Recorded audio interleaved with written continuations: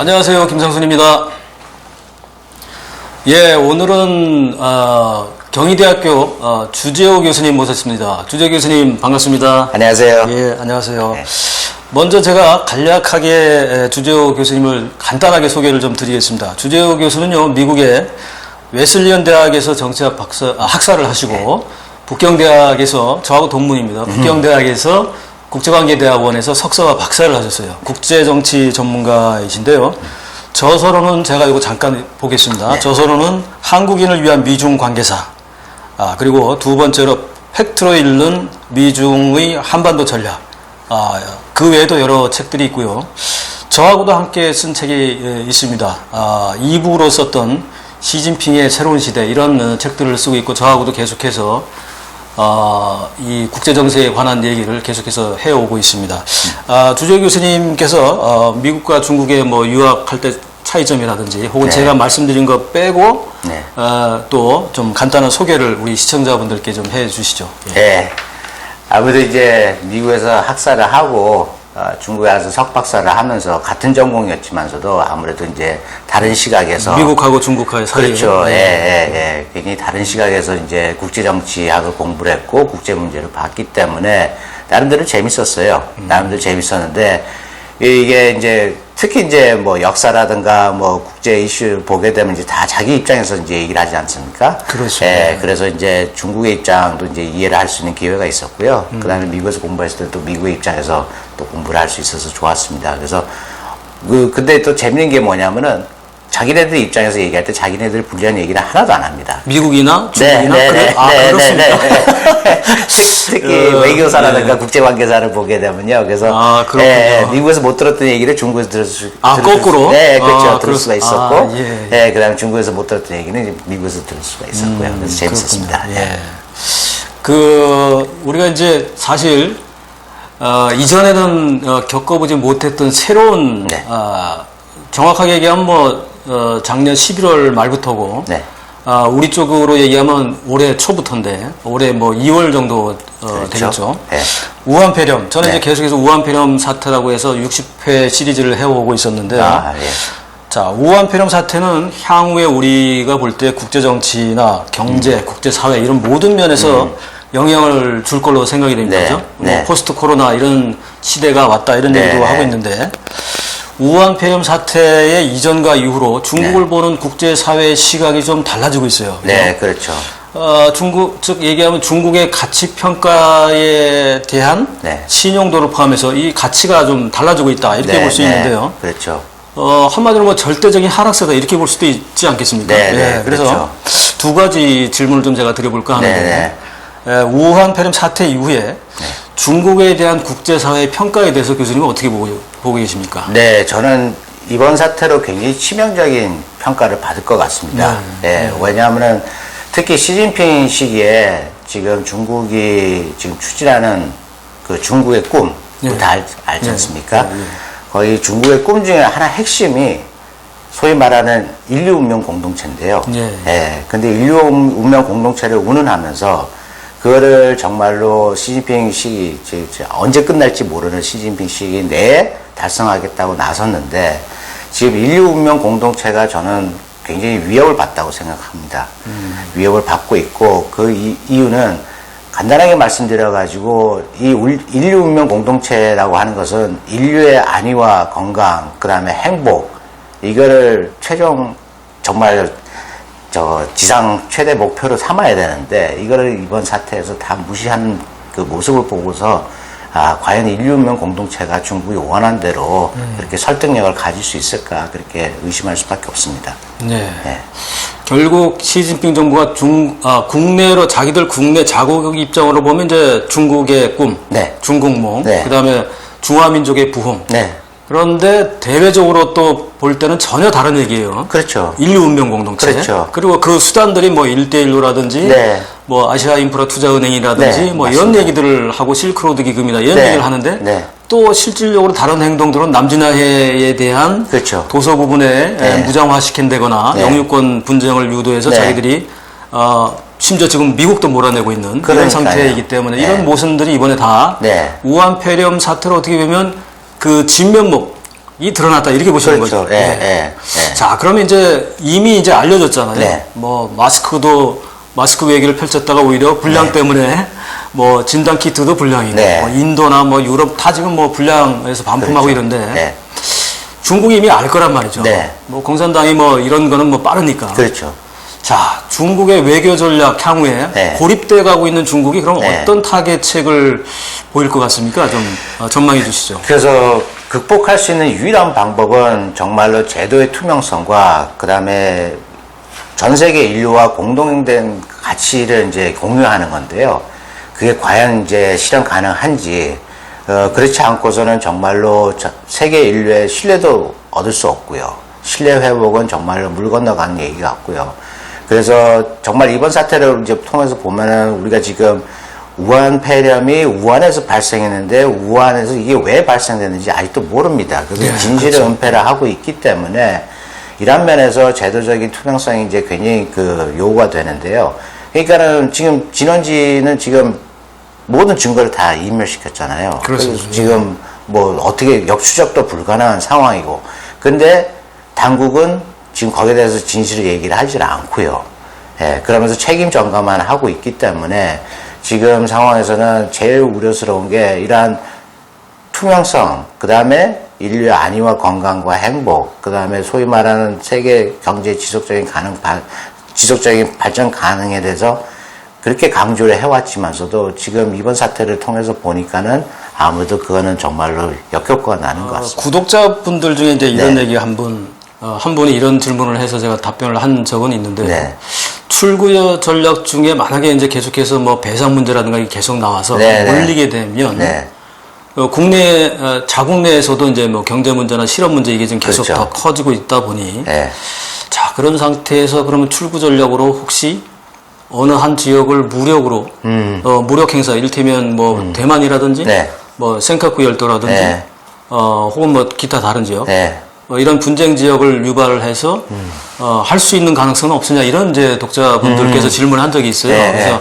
최후에 몰리면 네. 제 생각에는 이제 그럴 가능성도 배제할 네. 수는 없다 네, 이런 네. 말씀을 제가 한번 답은 드렸는데 네, 네. 특히 이제 뭐 외교 전문가이시니까 어떻게 네. 보십니까? 네. 간단한 답변을 한번 우리 구독자님한테 주시죠. 네, 아무래도 강대국 입장에서 보게 되면은 아무래도 위기 사태를 막고 그다음에 경제적인 상황이 굉장히 안 좋은 상황에 처했을 때 정말로 최후의 출구 전략은 그러한 이제 긴장이라든가 무력적인 도발 아니면 뭐 정말 군사력을 동원해서 국지전이라도 전쟁을 일으켜서 그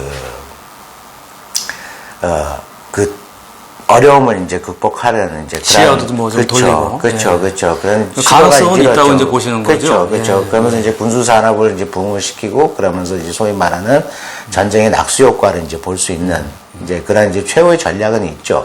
근데 거기에서 이제 과연 상대를 누구를 고를 것인가 중국 같은 경우는 예, 말씀하신 뭐 대만이라는 뭐 남중국해 하게 되면 이제 미국이 이제 결부될 수밖에 없고요. 그래서 그거는 이제 전략적 계산했을 때 좀 리스크가 클 것 같고. 내부적으로 아무래도 자기네들이 이제 내부적으로 경제적인 많은 투자를 할 것이고 그 다음에 여기서 이제 소위 말하는 중국 인민들의 긴장이라든가 단결감을 고취시키기 위해서 내부적으로 아마 그렇게 선동을 할 수도 있고요. 예. 내부의 일종의 뭐 내전은 아니지만 네네, 그냥 네. 정치 반대파 숙청이나 이를테면 그렇죠. 그런 것도 가능하다. 그렇죠. 그렇죠. 예. 그래서 이번에 이제 얼마 전에 뉴스에 나왔지 않습니까? 중국의 공안부 부부장이 이제 예. 갑자기 밤사이에 체포됐다 이제 그러면서 이제 이를테면 뭐 호랑이 잡기를 다시 시작한다 이런 네, 거죠. 네. 그렇군요. 네. 우한 폐렴으로 미국의 희생자가 이제 가장 많아졌어요. 네. 5월 3일 기준 제가 뽑아보니까 네. 113만 명을 넘었고 이 확진자가 네. 사망자가 66,224명. 네. 5월 3일자. 자, 발원지 책임론 이거 미중 관계 지금 상당히 지금 공방전에 치열해지고 있는데 네, 그렇죠. 유럽도 그렇습니다. 지금 보니까 상위가 전부 다 유럽 쪽이에요. 우리는 네. 한참 30년 뒤로 떨어졌어요. 네, 많이 떨어졌죠. 자, 그러면 이제 두 가지 질문을 한번 해보는데, 미국은 직접적인 배상을 할 것 같은데요. 이런 것 이외에도, 이를테면 어떤, 학자는 직접적인 배상보다는 오히려 다른 조치로 더 중국을 아프게 할 수도 있다 네, 해서 네. 직접적인 배상 이외에 어떤 조치들을 혹시 예상할 수 있을까요? 미국이 중국을 때릴 수 있는. 예, 거기에서 이제 최근에 이제 나왔던 게 이제 소위 말하는 그 우한 폐렴의 책임에 대한 뭐 관세 보복이라든가 관세 보복. 그런 것도 하나 지금 검토가 되고 있는 중이고요. 이제 앞으로는 이제 회복기에 들어서게 되면서 이제 소위 말하는 중국을 제외하고 세계 나머지 국가들이 특히 EU, 미국, 그다음에 캐나다, 일본 이 어떻게 이제 이 문제를 그 공략할 것인가. 거기서 이제 소위 말하는 연대 세력이 이루어지게 되면은 아무래도 중국한테는 굉장히 큰 도전으로 다가올 것 같습니다. 그래서 거기서 이제 그 소위 말하는 연합 세력이 사용할 수 있는 카드는 아무래도 이제 관세가 이제 첫 번째가 이제 제일 쉬운 것일 거고, 그다음에 두 번째는 이제 소위 말하는 이거에 대한 책임을 중국이 이제 비협조적으로 나올 경우는 이제 지금 최근에 이제 몇몇 학자들이 전문가들이 서방에서 이제 제기를 한 건데 유엔을 통해서 이 문제를 해결하자. 네. 예. 근데 이제 중국이 비협조적으로 나올 때는 아무래도 유엔 제재로 갈 수도 있겠죠. 유엔 제재, 관세, 그다음에 유엔 제재. 예. 그러고 나서 이제 자국 내 이제 제재를 이제 취할 수가 있겠죠. 각국이 예, 자국 내. 예. 그래서 EU도 이제 뭐 중국과 그 무역 교역 관계라든가 뭐 다른 분야에서 이제 그때는 뭐 자산 동결 같은 것도 가능하겠죠. 네, 그렇죠. 최악의 수단에서는 그렇게 그 할 수도 연관된 있죠. 사람들에 대해서는 네. 미국 내 자산 동결이나 뭐 비자 거부라든지 그렇죠, 뭐 여러 그렇죠. 가지 이제 네. 그 뒤에는 뭐 작지만 사실은 그것도 좀 아프죠. 그렇죠, 예. 그렇죠. 점점 이제 전체 연대를 통해서 네. 점점 이제 저 디테일화까지도 갈 수 있다 이렇게 보시는 거예요. 예. 특히 손해배상 문제에 있어서는 중국이 선뜻 뭐 그래 내가 잘못했으니까 내가 여기 배상금을 줄게 이렇게 나올 리가 없거든요. 그렇죠. 그러면 이제 말씀대로 이제 자산 동결이라든가 뭐 그렇게 좀 그런 조치를 취할 수가 있죠. 예. 일부 마지막 얘기로 우한 폐렴 코로나 사태 이전과 이후를 봤을 때 미중 관계 얘기 안 할 수 없습니다. 네. 예, 어떻게 보십니까? 네, 지금 이제 이 책임론을 두고서 이제 미국하고 중국이 이제 극단적으로 갔을 땐 디커플링 할 수 있겠다. 근데 저는 이제 디커플링까지 가기는 좀 어려울 것 같고요. 전략적 디커플링도 전략적 분리 관계도 굉장히 어려울 것 같습니다. 왜냐면은 이제 우리가 회복기에 들어가게 되면은 아무래도 또 이제 소위 말하는 경제적 상호 이전이라든가 세계화가 이제 다시 꿈틀거리기 때문에 그리고 이제 세계 경제 이제 빠른 회복을 위해서라도 이 글로벌 체인이 다시 재가동돼야 될 것 같습니다. 그래서 거기에 이제 최소한의 피해를 줄이면서 피해를 최대한 줄이면서 결국에는 협조적으로 갈 수밖에 없는데요. 근데 비협조적으로 중국에 나왔을 때는 아까 말씀드렸던 그런 제재 조치가 가능할 것 같습니다. 네. 이 지금 미중 관계가 앞으로 점입가경이 될 것 같습니다. 이미 뭐 2018년 3월부터 무역 전쟁을 설전으로 시작해서 결국은 뭐 여름부터 붙었고 그렇죠. 지금 이제는 뭐 거의 패권 전쟁으로 봐야 되잖아요. 네네. 자, 이게 뭐 이제 영역도 넓어져서 서태평양 그리고 남진아해 누구는 뭐 동남아해라고 이제 부르자고 얘기를 하는데 저도 그 얘기 아주 좋습니다. 동남아해 이런 쪽에도 이제 전장이 넓혀졌고 이제는 뭐 이런 비전통 안보 분야, 그러니까 전염병이라든지 화학전, 뭐 이런 생물학전, 기후 문제 여러 가지 많이 그 시비를 좀 서로 붙을 것 같습니다. 그렇죠. 자, 2부에서 이어지겠습니다. 지금까지 일부 경희대 주재유 교수님과 함께했습니다. 감사합니다. 감사합니다.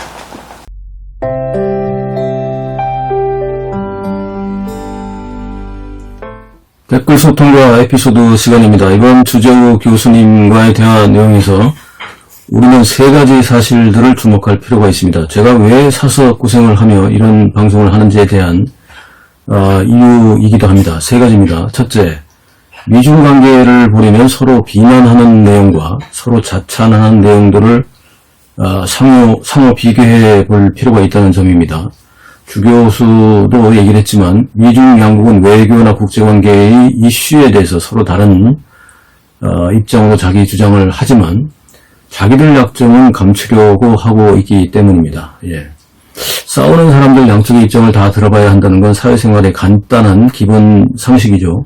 국내 정치도 마찬가지입니다. 제가 드리고 싶은 말씀은요, 제가 늘 강조하지만 시청자 여러분들은 제발 진영 논리에서 벗어나서 좌파와 우파 양쪽의 주장과 감추려는 내용을 잘 파악하시는 현명한 고민을 하시기 바랍니다. 좌파와 우파 선동에서 벗어나서 저와 함께 좀 더 느긋하게 넓은 시각으로 국제파로서 함께 고민하시죠. 그래야 뭐 인생의 여유를 좀 더 즐길 수도 있고 우리 아이들을 위해서 좀 더 깊은 고민을 할 수 있지 않습니까? 첫 번째 말씀은 국제파로서 우리 아이들의 미래를 생각하자 이겁니다. 제발 좀 좌파 우파 선동에서 벗어나자 이런 얘기입니다. 둘째, 남이 대대적으로 선전하는 것에 집중하지 말고 왜 그런 선전을 하는지 그 실체를 먼저 살펴야 한다는 점을 말씀드리고 싶습니다. 즉 중공이 국내용으로는요, 중국의 꿈과 중화민족의 부흥 뭐 이런 얘기를 하지만 대외적으로는 인류 운명 공동체라는 걸 얘기하고 있습니다. 이는 모순이잖아요. 결국은 공산당 세계 재패를 국내용과 국제용어로 달리 주장하면서 자신들의 야욕을 숨기는 겁니다. 예. 중국 인민들도 속이고 세계 인류를 속이는 거죠. 중화민족 부흥을 주장하는 중국 공산당의 중국몽은 인류에게 큰 재앙입니다. 인류 운명 공동체는요, 공산당이 통치하는 세계를 의미합니다. 이런 중국몽과 인류 운명 공동체를 함께 동참하겠다고요? 이게 정신 나간 거 아니에요? 우리 아이들을 중국 공산당 통치에 두겠다는 겁니까? 정신 차려야 합니다. 현란한 말장난과 선동에 속지 말고 본질과 실체를 봐야 합니다. 셋째, 우한 폐렴 사태 이후에 포스트 코로나 시대에 대한 대비를 해야 한다는 건데요. 미국과 유럽 및 피해국들이 어떤 형태로든 중국에 대해서 배상이나 제재 조치 등으로 책임을 물을 겁니다. 그런데 더 중요한 건요, 향후 중공과의 관계에 있어서 리스크를 먼저 생각할 것이라는 겁니다. 즉 포스트 코로나의 핵심은 배상보다는 앞으로 어떻게 차이나 리스크에 대비할 것인가, 이걸 고민해야 한다는 겁니다. 제가 주장하는 용중론이 중국을 이용하는, 중국 공산당을 이용하는 정답입니다. 용중론, 이게 정답이라는 거죠.